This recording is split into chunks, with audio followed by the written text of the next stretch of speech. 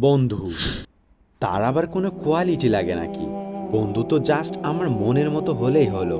আমাদের এই চিন্তা ভাবনা আদৌ কি সঠিক? একটি বন্ধুই পারে মুহূর্তে তোমার অগোছালো জীবনটিকে অসাধারণভাবে সাজিয়ে দিতে। আবার একটি বন্ধুই পারে তোমার সাজানো গোছানো জীবনটিকে বিশৃঙ্খলার অনন্য উপমা বানিয়ে দিতে। সুতরাং বন্ধু তো এমনই হওয়া উচিত, যার সাথে থাকলে তোমার গুনাহ করতে লজ্জা লাগে, যার সাথে থাকলে তোমার নামাজ না পড়ে কাজা করার কোনো ওয়ে থাকে না।